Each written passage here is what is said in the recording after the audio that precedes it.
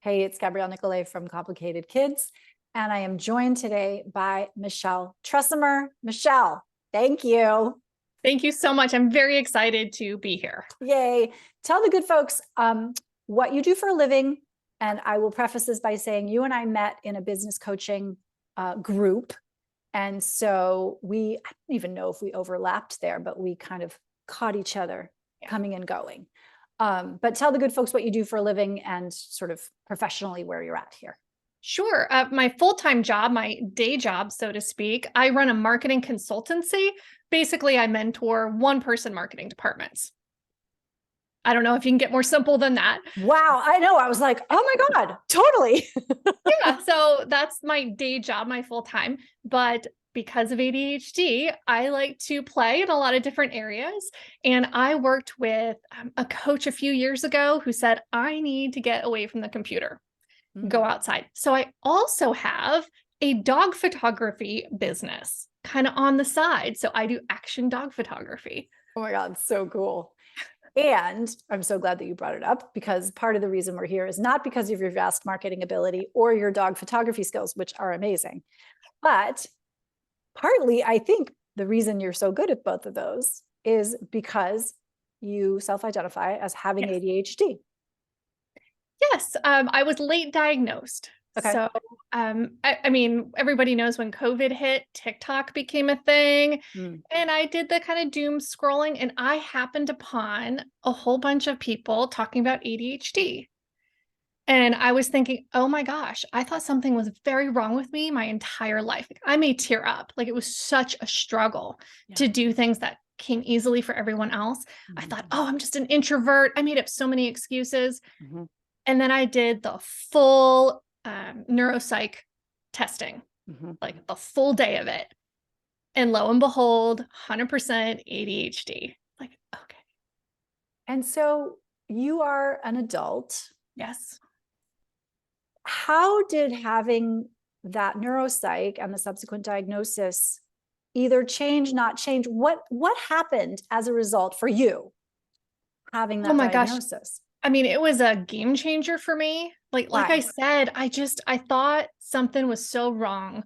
And I was just used to being the weird one or the oddball in my entire life. You know, I was brilliant in certain areas, and then I really struggled on the social aspect of things. And girls, you know, especially girls, we are not diagnosed because we mask. We sit when we're told, we're quiet because that's what good little girls are supposed to do. I did all those things. So it just went unnoticed. And then I got the diagnosis. Like, it's interesting to me because for sure girls are socialized, right? Sit down, stay quiet, sit pretty. Yes.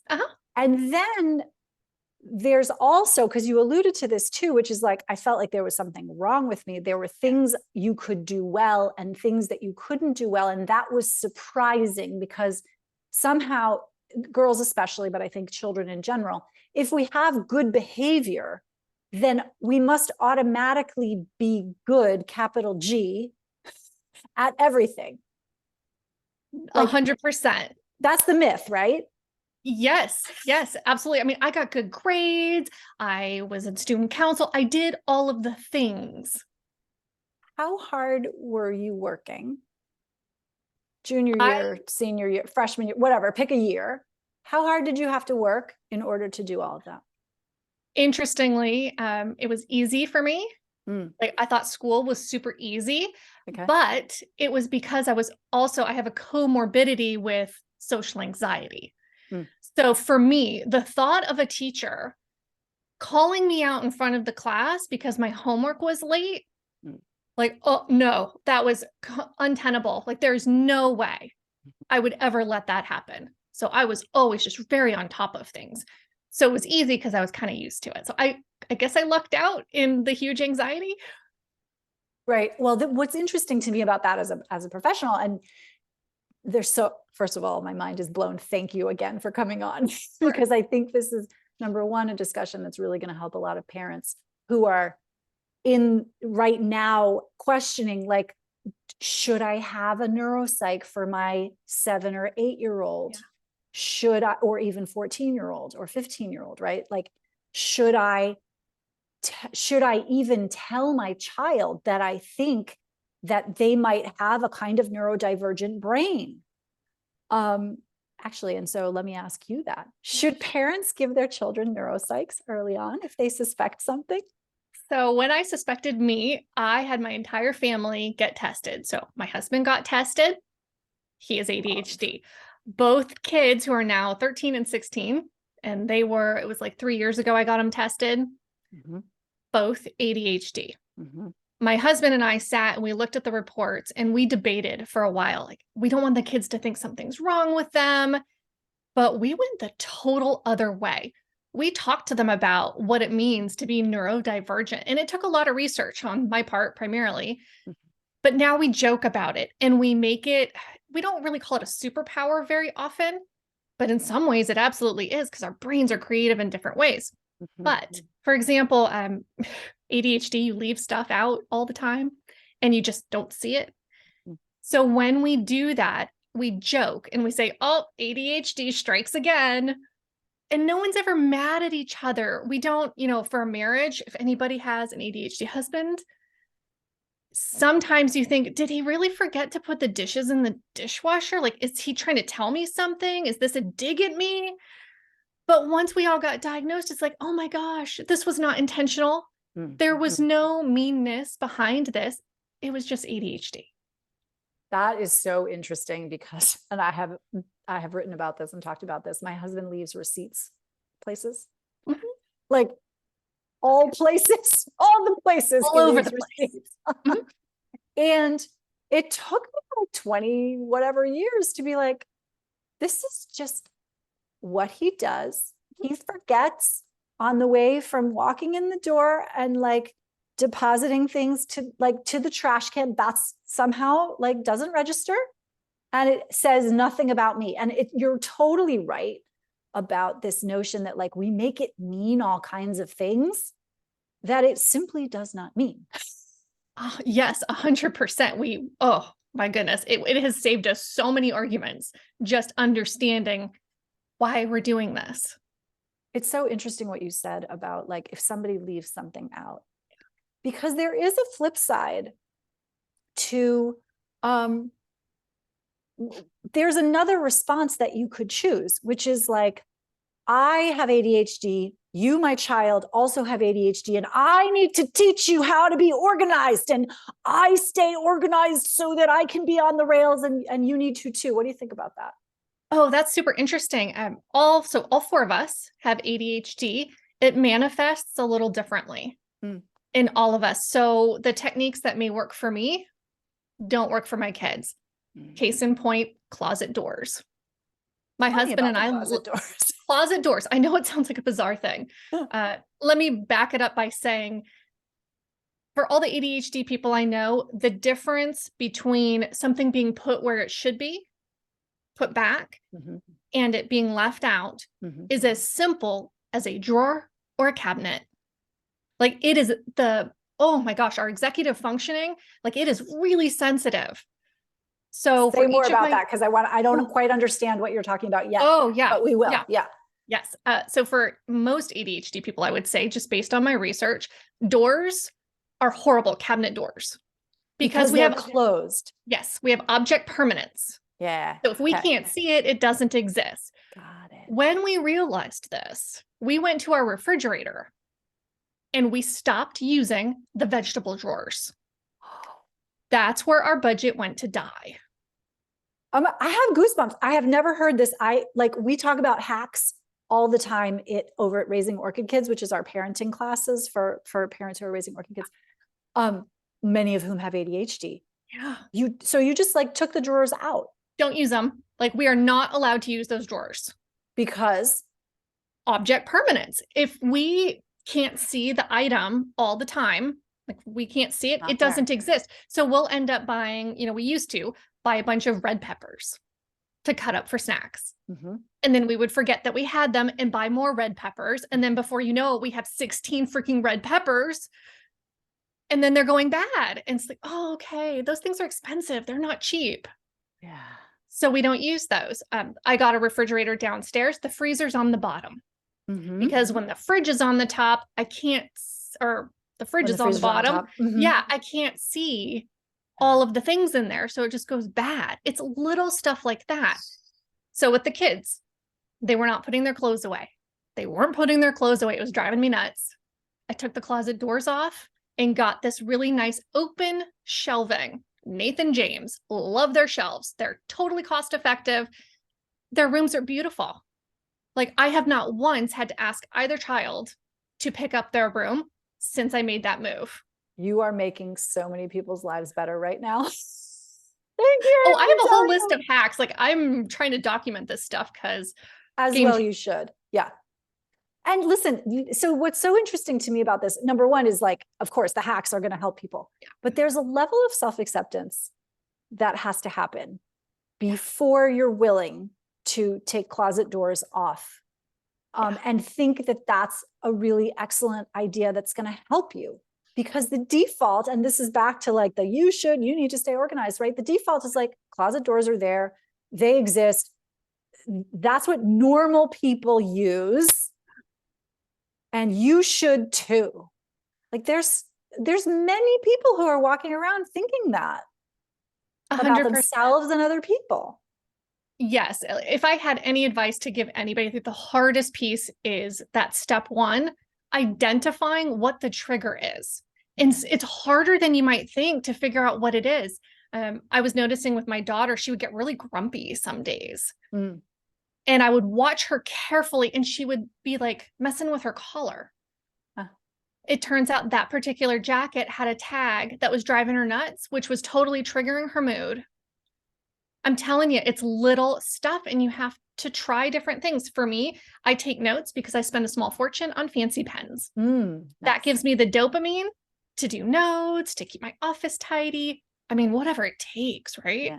Yeah. Well, this is so interesting. So one of the things we talk about in our classes is the ABCs of behavior, which is like, what's the antecedent? What's the trigger for what you're seeing?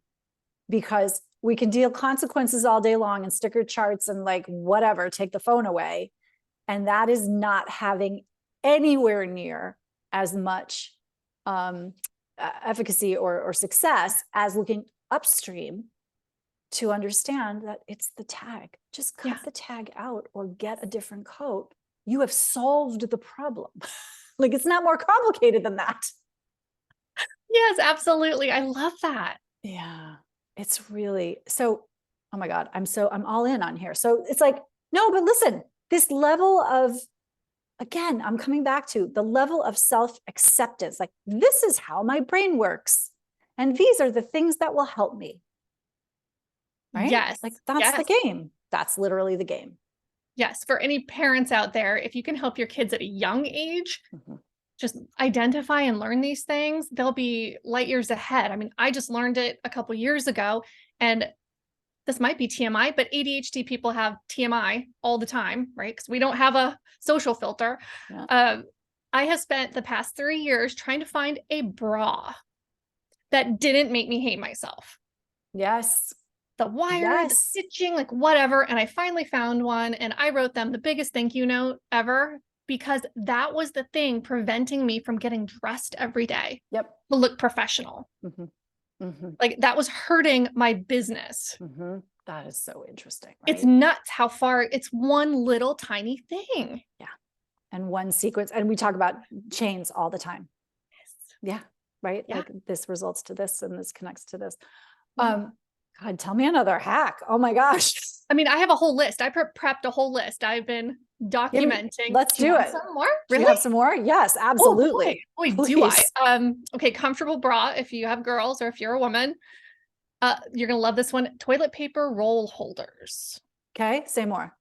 Okay, so if you go into your bathroom or your kid's bathroom and they have the little insert for the toilet paper roll and it's sitting on top of the counter, or it's on the roll empty and then the new roll is sitting on top. Guilty. Yes. Okay. So for us, we went on Amazon and got this $5 3M stick on the wall roll where you don't have to do the little squeezy thing, the spring. Okay. It doesn't have a spring. It just pops right on there. Totally fixed our toilet paper roll problem. Okay. I know it sounds weird. No, it doesn't sound weird. It sounds like you're looking at what's not working and Yes. going upstream to find a solution. That's all we're talking about here. Absolutely. Some of these solutions cost, yes, some of them cost a lot of money, and some of them cost just a little bit of money, and some of them only cost you a little bit of time up front to save a lot of time later. I use my screwdriver a lot because I'm always taking cabinets off of things. So I do keep the screwdriver handy. It's bizarre. Indoor shoes have been a game changer. Some people are wired like me, where as soon as my shoes come off for the day, my brain also shuts off, gets out of work mode. So I have indoor tennis shoes. I wear really comfortable like running shoes in the house. Keeps me productive way longer and way more focused. Yep. Speaking of business things or travel, my husband and I talked about this right before we got married because we both love to travel. We will do the early morning flights. Any of my meetings have to take place in the morning. If I have a meeting, if I have a flight at 2, 3 in the afternoon, I am useless until that meeting happens because I'm so worried I'm going to miss it. I will keep checking. So time blindness is what it's called. Yeah, you're very aware of this one. Yeah. So if we stack the meetings in the morning, we can be creative in the afternoon, knowing we don't have any meetings coming up. This is so interesting to me. Okay, so first of all, for those of you who don't know, time blindness means, and I want you to jump in here as I go, that some brains do not perceive the sweep of time as it's happening. So people can tend to disappear into a task and resurface 2 hours later feeling like it's been 5 minutes. Do I have that right? Yeah, 100%. Okay. But this is interesting. The other thing that you're saying here is that if you've got something that you're looking forward to, because of this time blindness, you don't have a sense, and this comes up with kids too, so I'm going to double back in a second, with littles. You don't have a sense for how long that's going to take, and you worry that you might miss it because you don't know how long it's going to take. And so you have to keep focusing on that future event until it arrives. Is that what happens? Yes. Okay. When you have a 3-year-old or a 4-year-old or a 5-year-old who already is having time issues because of their age, right? Because they don't understand time either. This is true for parents who have this preschool age set. When they're really fixated on an event in the future, they have to latch onto it because they don't want to miss it. Yeah. And then everything that comes before. This is why, by the way, I have always had birthday parties for my kids at 10:30 in the morning. Never in the afternoon, ever. Oh, that's so smart. Right? Oh, I love that. It's like the equivalent of a business meeting. Right? It is. Oh my goodness. Yeah. So, okay, so you take an early, this is interesting to me though. So you take an early morning flight and schedule your meetings in the morning, and then you can do whatever you want. So you just like stack everything. Yes. Boom, boom, boom. Yep. And then release. Yes. And one of the great things also about ADHD that I love, I'm useless if I'm not 80% stressed. So I have to be 80% maxed out. Otherwise, my procrastination sits in. So also by stacking my morning, I just keep the momentum going and the dopamine is flowing and it's just beautiful. But if I've got those weird breaks in between, I can't stack that momentum. That happens to me too. I don't have ADHD, but it's interesting because I do think some of this parallels with and makes sense that we're talking about a spectrum of traits, right? More or less tuned into the sweep of time, more or less tuned into the anxiety of an impending event and how you handle that. Like there are things, more or less plugged into or having feelings about social interactions. I forgot, I lost my train of thought completely, but like it happens to us too. But it's like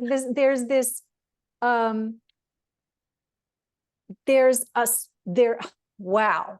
Okay. Am I infecting you with my ADHD through the camera? Oh my God, it's contagious. No, but I know what I was saying. Thank you, God. The up and down of the arousal levels. Yeah. It is really also hard for me to have like a meeting in the morning. I'm realizing this as I'm talking to you, like a big meeting in the morning, a break, another meeting in the afternoon, a break. And right now my schedule is set up like that, and I don't like it. Right. What do you do in between the meetings? Like you could have a snack, but you can't. Yes, you have to, because you can't get started on something else. Like, Right. Exactly. yeah. Yeah. Yeah. Oh my God. So good. This is really, Michelle, I love it. What else? What else do you got? I would love to share some phrases. We have Mm-hmm. 2 in my household that Mhm. are fun and friendly reminders. Mm-hmm. Well, actually, there's 3. Oh my gosh, there's 3. The first one, I don't remember who I learned it from. It's don't put it down, put it away.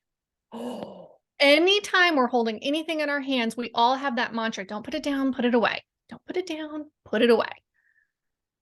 oh my God. I love this so much. Keep going. So good. The other one is, if it's not on the calendar, it's not happening. Yes. So I kids, approve this message. yes. Oh my gosh. So with teenagers, they're going off to their various activities. So I have trained them over the past year and a half to invite me and their father to the calendar. If it is not on our calendar, we are not driving them. It is not happening. It took one time of us not Yes. doing the thing, and they learned. They're like, okay, it's on the calendar. Okay, we're going to stop here for a second because I can hear the people being like, but my kid's going to miss out on social opportunities, and that feels really bad. And by the way, other people don't make plans in advance. Now, here's where this gets interesting, because it's true. Like teenagers have horrible executive function in general. And then if they have ADHD, then we're actually talking about a clinical thing. And my guess is, you tell me, are your kids the ones who now organize their friends? They are working on it. They're getting really close. Yes, they are the ones who are initiating and setting up their play dates. Oh, yes, maybe I am training little leaders. Right? Ooh. I mean, and it is that self-acceptance. Yeah. In order to know what it is that your default is, recognize it, accept it about yourself, and then do something different on top of it. Yeah. And set it up in a way that feels really juicy and good. Right. I love that though. If it's not on the calendar, it's not happening. We have the same thing in our house. Like we have a family calendar. It's like, if you need something, I got to be able to see it. 100%. Yes. That is a trickier one. And I feel for the parents who don't want their kids to miss out. We went through that too. We still do. But I'm telling you, it only took 1 or 2 times of them missing out. And there's other opportunities. They're young. It's not going to damage them forever. Yeah. And now they have this cool life skill. Yeah. Now talk to me about like scaffolding a little bit, because sometimes we want our kids to do something and they lack the skill. Yes. Right. So how does that play into your house? Ooh, that's a really hard one because both parents are also ADHD. So for me to teach a child something takes all of my energy. I mean, all of it. So I try to do one thing at a time. I will pick one thing a week to teach them, and I have to do baby steps, like scaffolding, right? Yeah. Yeah. Like, But how, so, but I think what I'm asking you is that a challenge for you? Number one. And if so, how, it seems like the answer is yes. And therefore I only do one thing at a time. oh yes. Okay. But then talk about breaking things down into baby steps. My husband gets really annoyed at this one because he will rattle off, kid, I need you to do these 5 things. And I have to say, nope, we're going to stop, do the one thing, and then come back to me when you're done. Do the next thing, come back to me when you're done. It's infuriating as the parent because now I have to hold all 5 things in my head and keep working with the kids. So it takes 10 times longer. So the frustration will build. I am not going to lie, working full time plus being a mom and business owner and add all the things. I'm also going back to school. We do have a nanny that comes she spends maybe 2 Saturdays with our daughter. I will actually put a lot of those things on her plate. Nice. So, I mean, when they were little, it was things like tying your shoe. I did not want to sit there for an hour practicing tying the shoe. Nanny, babysitter. I love this. This is what we talk about in business camp. delegate. Yes. So, and I felt really bad at first. Like, am I really delegating teaching my kid to tie their shoe? But yes, because I would rather spend my energy on making those really fun memories and moments where I'm the best mom I can be, rather than sitting there frustrated tying a shoe 50 times. That's so interesting. So my daughter's 16 now. She's learning how to drive. Ooh. And I knew that I was not going to be the person to teach her how to drive. I knew that I was going to be freaking out. I'm not a great passenger to begin with, even with my husband, who's been driving as long as I have. And so we all had a conversation. And I was like, it's not me. It's got to be your dad. Yep. And that has borne out. And now as she's improving, now I am infrequently driving in the, having her drive me around. But it can be hard. And we each have to go in, being like, okay, mom's in the passenger seat. Like, this means things are going to be amped up. But what's interesting and funny about that is we had a moment where I was like, you're ready for this level of stress, right? Like, this is an added layer of complexity here where you not only do you have to drive, but you have to drive your stressed out mom around. But it is, right, like, just little increases in the difficulty level. Yeah. When my son is getting his driver's license now as well. So he's 16 and a half. Okay. And I went through the same thing you did. I was like, I don't think I can sit in a car and I can't do this. So when I chose a driver's ed school, I picked one where I could add on additional one-on-one driving practice. Yeah. Even if it was for a fee, I didn't care. It's like, I need to get that off, or at least have an out. Yep. So yeah, that we could move forward. And, some people are going to listen to that and be like, oh, you shouldn't have to. And that is what it is. And anytime we're using the word should, it's a wastebasket. And so we can just get rid of that. At the same time, wouldn't you rather preserve your relationship with your child, particularly if you know that this is going to be something that is going to be very, very difficult, and you have the means and the wherewithal to provide an alternative? Yes, like, it's a choice. Your energy is a choice where you put it. We're just being, very pragmatic about where we spend our energy. Oh my God. Okay, give me one more tip. Oh boy. Oh boy. Oh boy. I have so many. The other phrase that I got my kids saying is, the floor is not a shelf. I love it. Okay, wait, go back, because we got diverted. This is what happens on these interviews. Don't put it down, put it away. Yes. The floor is not a shelf. And if it's not on the calendar, it's not happening. Oh, and if it's not on the calendar, it's not happening. Okay. Yep. Those are like good mantras. Yeah. Backpacks, homework, they all end up on the floor. So I have to remind everybody, the floor is not a shelf. The floor is not a shelf. And you've created spaces where those things go. Thank you to open shelving, where they do not have to open up any cabinets. The item goes right on the shelf. You know what? Seriously, Michelle. The closet door thing just still has me like going. Like, I just want all of you all who are listening to go get your hammer or your screwdriver and take the closet doors off of your kids' rooms, possibly yours. Yeah, we had the horrible sliding doors. So half the closet is always folding ones or whatever. Oh, those are bad too. They don't let you see everything. Oh my God. Okay, give me some more. Give me some more. Oh, you want some more? Yeah, give me some more. We are on multi-level house, vacuum on each floor. Sweet. Too difficult to move it. Let's see. Clear containers for food. If you have like Tupperware containers, do not get anything that is even remotely opaque. It has to be really, really glass clear. Love. Or it'll go bad.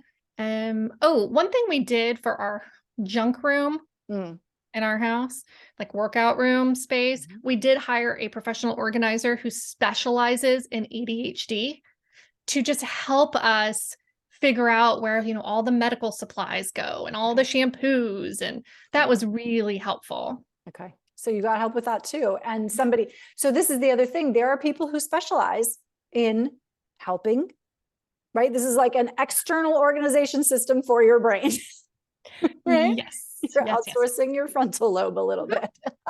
Yeah, because it's hard to do. Executive functioning is very difficult. So by paying someone to come to the house for 3 hours, boy, did my husband and I hustle to make the most of that 3 hours. We never would have done it. We had to pay somebody, and it had to hurt a little bit financially to get it done. Same with accountability buddies. They, body doubling, whatever you want to call it. It works. Yeah. There's a service. I don't know if you've ever used it online. I can't remember what it's called now. You sign Focus in. Me. Yeah, Focus Me, or it's a different one, but you sign up for a time and then you get somebody who also wants to do an hour's worth of work during that time. I thought it was genius. Yeah, I love those. I do 2 accountability sessions a week Mhm. as an adult. Mondays, I go through active file system. I go through all of my mail, digital and tangible. What needs to be scanned, what needs to be filed, what needs to be something done with it. It has taken so much time out of my week, like to get that done on Mondays. So I just file it away quickly and I don't have to think about it until Mondays, and I meet with an accountability group. And that's specifically what we do. This is amazing. The level of non-resistance that you demonstrate for your entire family. No, really. So much procrastination, so much disorganization, so much feeling like, I don't have my shit together. It doesn't actually come from the ADHD. It comes from the resistance to the ADHD. Yeah. Or to the whatever the issue is that you happen to be dealing with. And I'm coming back to it again.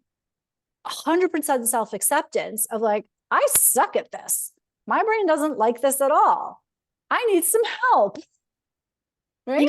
I say that out loud too. It's like, wow, I am really bad at this particular thing. How can I make it fun? How can I do something to make it tolerable? Or how do I delegate it? Yes. Okay. Oh my God. I know that you have helped so many people. We're going to leave it there. But this has been, we're going to have you back. We're going to definitely have you back, because this was really, I just think it was really, really important and awesome. And thank you for being here. My pleasure. Thank you so much. If people want to get a hold of you for dog photography or marketing, how do they do that? Go to www.pupshoot.com. Okay. That one's easy to remember. Perfect. Okay. And can they find your marketing stuff there too? Oh yeah, they can just email me from there. Yep. Okay.